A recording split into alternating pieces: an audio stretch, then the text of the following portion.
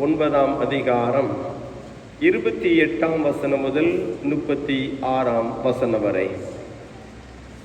இந்த வார்த்தைகளை அவர் சொல்லிய ஏறக்குறைய 8 நாளான பின்பு அவர் பேதுருவையும் யோவானையும் யாக்கோபையும் கூட்டிக் கொண்டு ஜெபம் பண்ணுகிறதற்கு ஒரு மலையின் மேல் ஏறினார்.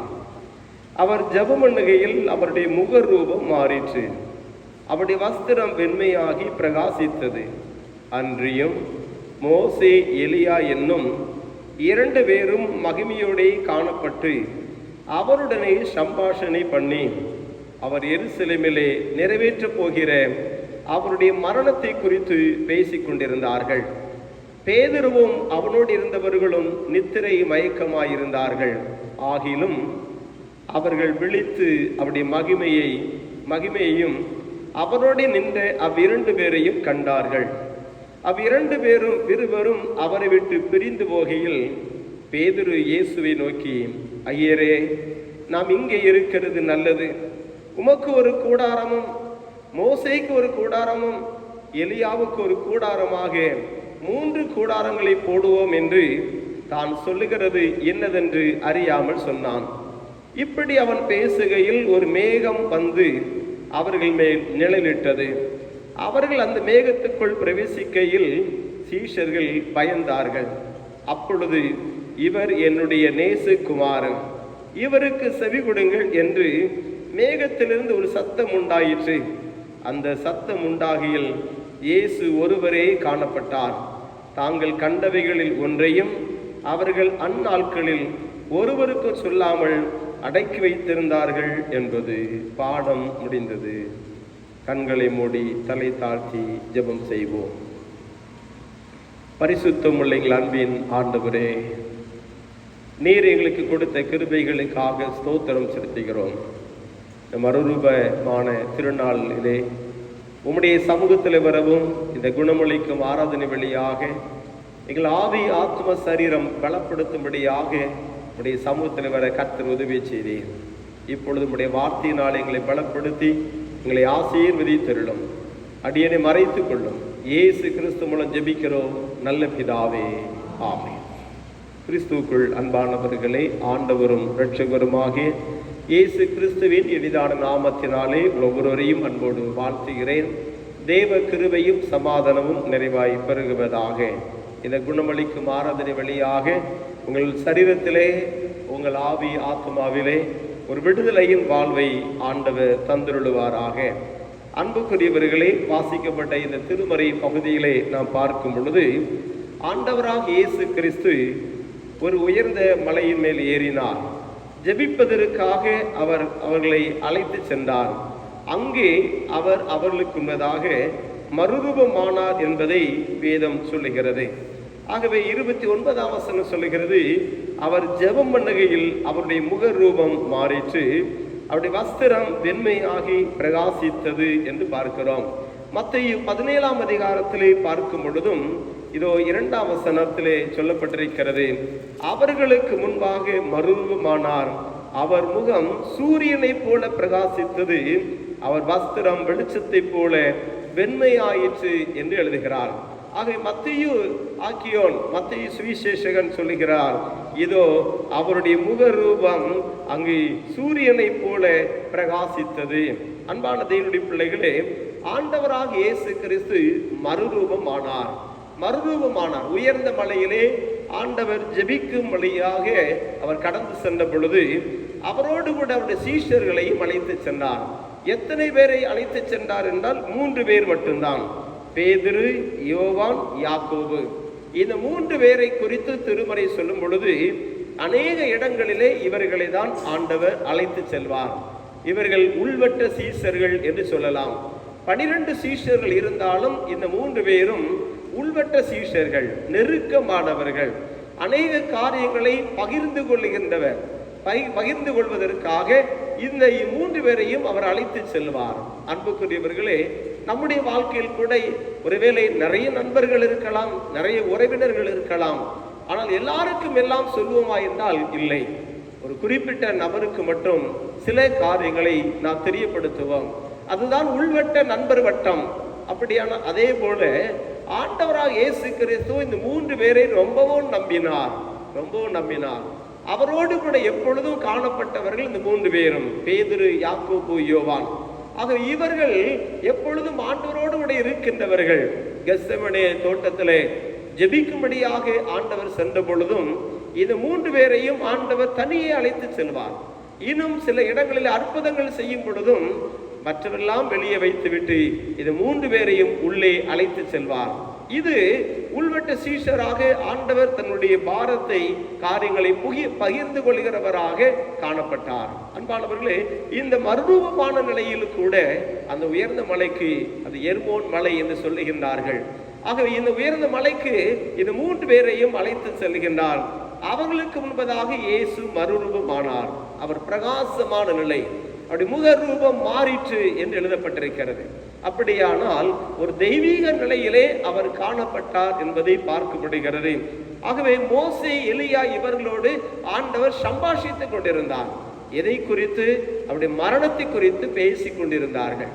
இந்த உலகத்தில் இயேசு படப்போகிற பாடுகளை குறித்து, உலகத்தின் மனுக்களத்தின் மீட்பிற்காக சிலுவிலே தன் ஜீவனை கொடுப்பதை குறித்து, சிலுவிலே அடிக்கப்பட போகிறதை குறித்து, இரத்தம் சிந்தப்பட வேண்டும், மரணத்தை சந்திக்கும்படியாக அவர் தன்னை ஒப்பு கொடுக்க வேண்டும், அதை குறித்து பேசினார்கள். அன்பானவர்களே, இந்த உலகத்திலே ஆண்டவர் வந்த நோக்கம் அதுதான். ஆனால் ஏன் இவ்விதமாக 3 பேரையும் அழைத்து சென்று அங்கே மறுரூபமான நிலையை வெளிப்படுத்த வேண்டும்? அன்பானவர்களே, இந்த சீஷர்கள் இன்னும் ஆண்டவரை அதிகமாய் அறிந்து கொள்வதற்கும், இவர் என்னுடைய நேச குமாரன் என்று சொல்வதை கேட்பதற்கும் ஆண்டவர் அப்படிப்பட்ட தருணங்களை சீஷர்களுக்கு கொடுத்தார்.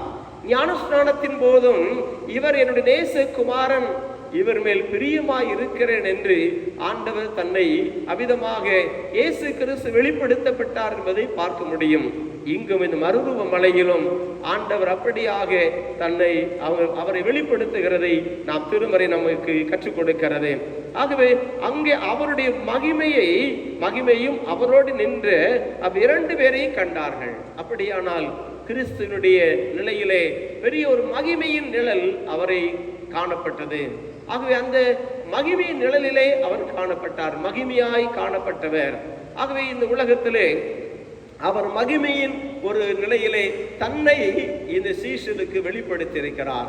அன்பான தேவனுடைய பிள்ளைகளே, அது மட்டுமல்ல, சீஷர்கள் சொல்கிற காரியத்தை பார்க்கும் பொழுது நாம் இங்கே இருப்பது நல்லது, இங்கே இந்த மகிமையான நிலையை வாஞ்சிப்பது நல்லது. அன்பானவர்களே, இந்த உலகத்திலே நீங்களும் நானும் ஒரு மாம்சீக நிலையிலே வாழ்ந்து கொண்டிருக்கிறோம், மாம்ச சரீரத்தை உடையவர்களாக வாழ்ந்து கொண்டிருக்கிறோம்.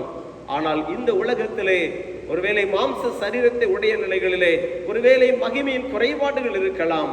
ஆனால் மகிமையான சரீரம் அங்கு காணப்படும் பொழுது அந்த மகிமையான சரீரம் பரலோகத்திற்கு, அந்த மகிமையானது, அந்த சரீரமானது மிகவும் சிறப்பானது. ஆகவேதான் இங்கேயே கூடாரத்தை போட்டு விடலாம் என்று சொல்லுகிறதை பார்க்க முடியும். அன்பானவர்களே, அப்படியானால் இந்த உலகத்தை காட்டிலும் அவருடைய மகிமையின் வாசஸ்தலம் மிகவும் மேன்மையானது. ஆகவே ஆண்டவரோடு கூட வாழ வேண்டும் என்ற விருப்பம் எப்பொழுதும் நமக்கு இருப்பது அவசியம். அப்படி ராஜ்யத்துக்கு உகந்தவளாக நாம் காணப்படுவது அவசியமாக இருக்கிறது. அன்பானவர்களே, இங்கு பார்க்கும் பொழுது 34ஆம் வசனம் சொல்லுகிறது, இப்படி அவர் பேசுகையில் ஒரு மேகம் வந்து அவர்கள் மேல் நிழலிட்டது, அவர்கள் அந்த மேகத்துக்குள் பிரவேசிக்கையில் சீஷர்கள் பயந்தார்கள். அன்பானவர்களே, பயம் நிறைந்த ஒரு நிலையிலே காணப்பட்டார்கள், பயந்து போனார்கள். மறுரூப மலையிலே அந்த சீஷர்கள் ஆண்டவருடைய மறுரூபமான நிலையை குறித்து பார்த்த பொழுது பயந்து போனார்கள் என்று திருமறை சொல்லுகிறது. மத்தேயு 17ஆம் அதிகாரத்திலே பார்க்கும் பொழுது 6ஆம் வசனம் சொல்லுகிறது, சீஷர்கள் அதை கேட்டு முகங்குப்புற விழுந்து மிகவும் பயந்தார்கள் என்று எழுதுகிறார். அப்பொழுது இயேசு வந்து அவர்களை தொட்டு எழுந்திருங்கள், பயப்படாதீர்கள் என்று சொல்லுகிறார். ஆக எழுந்திருங்கள், பயப்படாதிருங்கள். பயந்தார்கள், மிகவும் பயந்தார்கள்.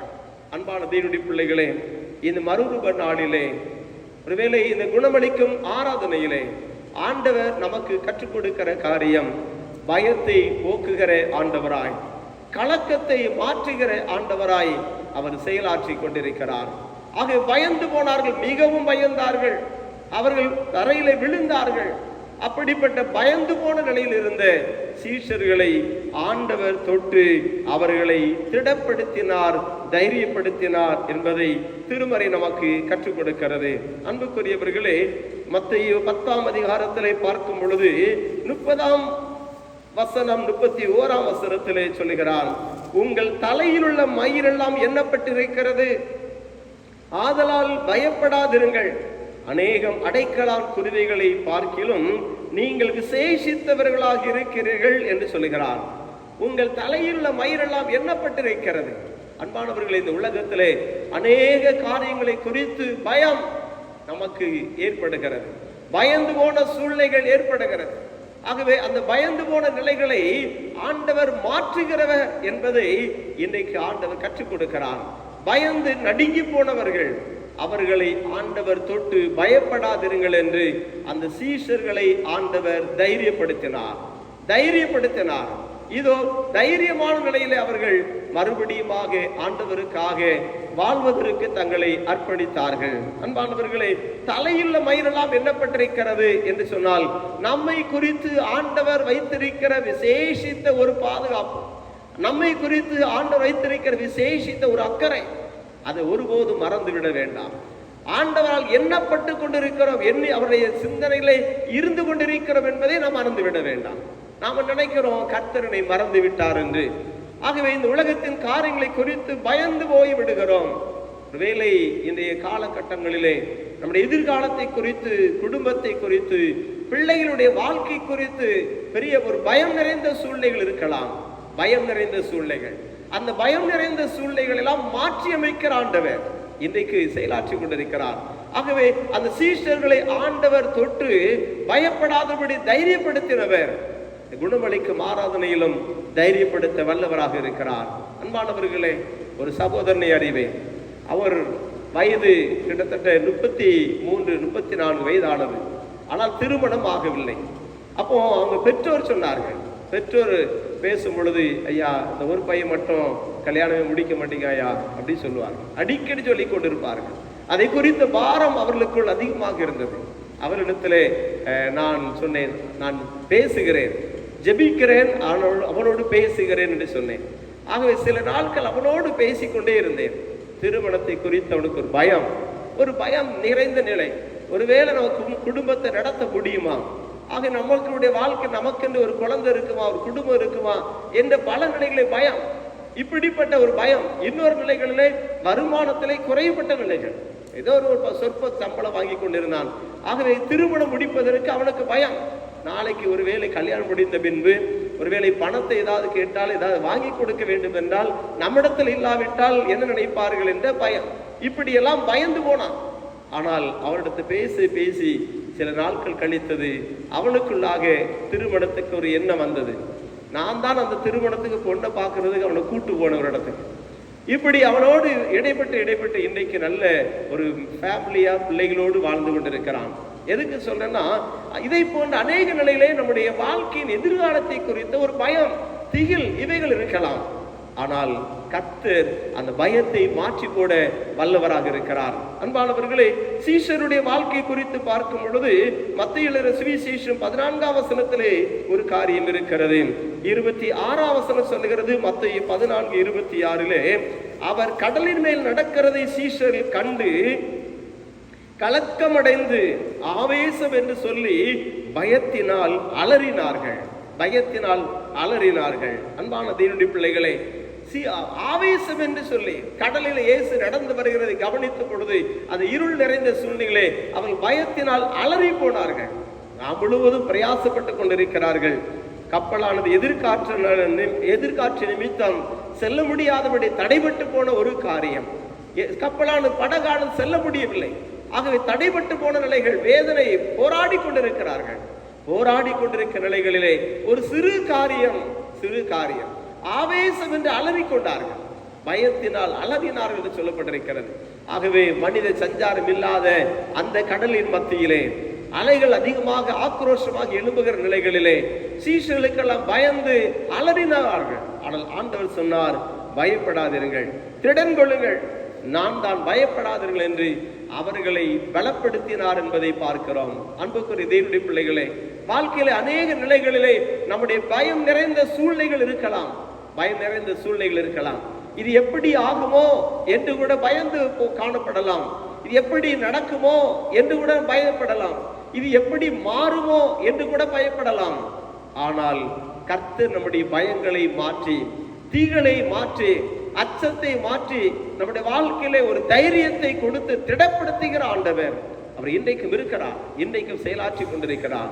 ஒருவேளை இந்த உலக வாழ்க்கையிலே நாம் எதை குறித்து, ஒரு வியாதி குறித்து பயப்பட்டு கொண்டிருக்கிறோமோ, இனி எத்தனை நாள் வாழப் போகிறோம் என்ற பயமோ, நான் இந்த உலகத்தை விட்டு போறதுக்கு முன்னாடி இதெல்லாம் நடக்குமா நடக்காதா அப்படின்னு ஒரு பயமோ, எதுவாக இருந்தாலும் இன்றைக்கு இந்த குணமளிக்கும் ஆராதனையிலே கர்த்தர் நமக்கு கற்றுக் கொடுக்கிற காரியம், அன்றைக்கு மறுரூப மலையிலே பயத்தினால் காணப்பட்ட நடுக்கத்தோடு இருந்த, மிகவும் பயந்து போன நிலையில் இருந்த சீஷர்களை தொட்டு பலப்படுத்தின ஆண்டவர், தைரியப்படுத்தின ஆண்டவர் இன்றைக்கும் செயலாற்றி கொண்டிருக்கிறார். அன்புக்குரிய தேவனுடைய பிள்ளைகளே, பயம் மிகவும் வேதனை உள்ளது. பரிசுத்த வேதாகம் சொல்லுகிறது, பயம் மிகவும் வேதனை உள்ளது. பயத்தினாலே இன்னும் அதிகமான வியாதிகள் தான் உண்டாகும். பயத்தினாலே நித்திரை இல்லாமல் போகலாம். பயத்தினாலே நித்திரை இல்லாதபடி சரீரத்தில் வேதனைகள் மாறலாம். ஆனால் ஆண்டவரால் கூடாத காரியம் ஒன்றுமில்லை. நம்மை தைரியப்படுத்த வல்லவராயிருக்கிறார். இந்த மாலை நேரத்திலே தேவ சமூகத்தில் வந்திருக்கிற நம்முடைய வாழ்க்கையிலே எதை குறித்து நாம் பயந்திருக்கிறோமோ நமக்கு தெரியும். எதை குறித்து நாம் பயந்து கொண்டு அச்சத்தோடு இருக்கிறோமோ நமக்கு தெரியும். ஆனால் ஆண்டவர் சொல்லுகிறார், திடப்படுத்துகிற ஆண்டவராக, நம்மை தைரியப்படுத்துகிற ஆண்டவராக இன்றைக்கும் செயலாற்றி கொண்டிருக்கிறார். ஆண்டவரே, எனக்குள் இருக்கிற இந்த பயத்தின் நிலைகளை இந்த சுகுணமளிக்கும் ஆராதனையிலே மாற்றும். உம்மால் முடியும். ஏனென்றால் என் தலை மயிரெல்லாம் எண்ணப்பட்டிருக்கிறது. என்னை குறித்து அவ்வளவு அக்கறை உள்ள ஒரு ஆண்டவர், என்னை குறித்து கவனத்தோடு இருக்கிற ஆண்டவர், நினைவோடு இருக்கிற ஆண்டவர் என்னுடைய வாழ்க்கையிலே அந்த பயத்தின் தீகளை எல்லாம் மாற்றிக்கொடும் என்று தேவ சமூகத்திலே அர்ப்பணிப்போம். அவர் நிச்சயமாகவே நம்மை ஆசீர்வதிக்க வல்லவராயிருக்கிறார், தைரியப்படுத்த வல்லவராயிருக்கிறார். கல்வாரி சிலுவிலே தன் ஜீவனை கொடுத்த ஆண்டவர், நமக்காக தன் ஜீவனை அர்ப்பணித்த ஆண்டவர், தன்னுடைய கடைசி சொட்டு ரத்தம் வரைக்கும் இந்த உலகத்தில் ஒப்பு கொடுத்த ஆண்டவர் நம்முடைய திகிலையும் பயத்தையும் மாற்றுவதற்கு வல்லவர். எங்கெங்கெல்லாம் பயந்தார்களோ, நம்முடைய திருமறையிலே யாரெல்லாம் பயந்தார்களோ அவர்களெல்லாம் ஆண்டவர் பயப்படாதீர்கள் என்று தைரியப்படுத்தியிருக்கிறார். இன்றைக்கும் நம்முடைய வாழ்விலே நம்மையும் திடப்படுத்துகிறார், நம்மையும் தைரியப்படுத்துகிறார். அப்படிப்பட்ட ஒரு சிறந்த ஒரு வாழ்வை, பயமில்லாத ஒரு வாழ்வை, ஒரு நம்பிக்கையின் வாழ்வை ஆண்டவர் நமக்கு தருவாராக. ஆமென்.